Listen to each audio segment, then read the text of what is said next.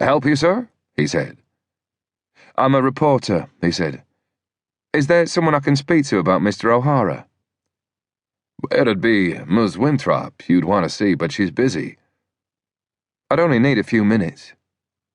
He flashed the man his most winning smile. The man stepped aside to let Nightingale in. "Have a seat, and I'll see if she can see you."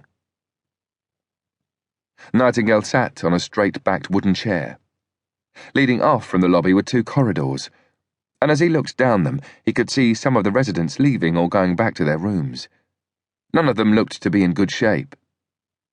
There were powered wheelchairs, oxygen cylinders, walking frames, sticks, and everything happened very slowly.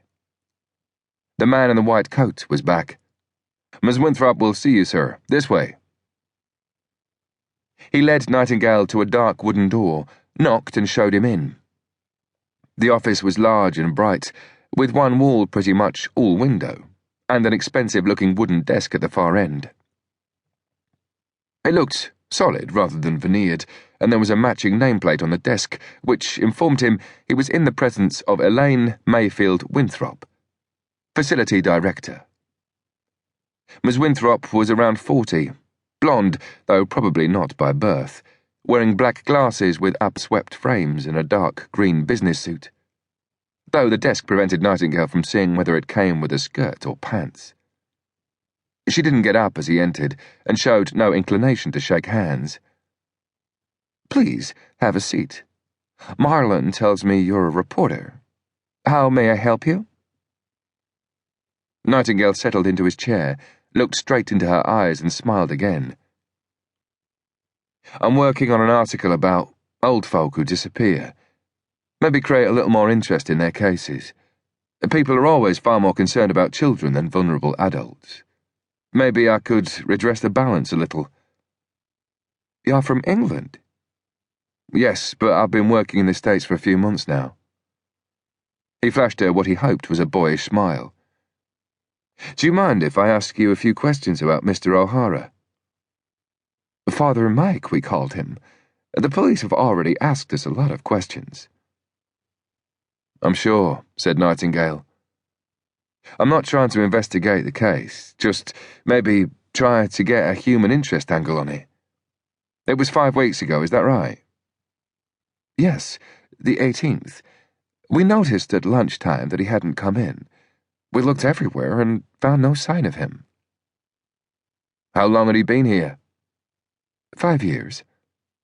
"And how old was he?" "He was 83. "He was frail?" asked Nightingale. "Not at all. In fact, for a man of his age, he was in fine physical shape, but he had advanced Alzheimer's. He didn't know who he was or where he was.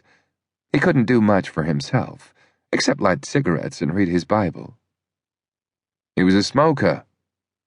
"Yes, a lot of priests are. They tend to drink quite a lot, too, but that wasn't a possibility here. Compensates for giving up other things, or so I'm told.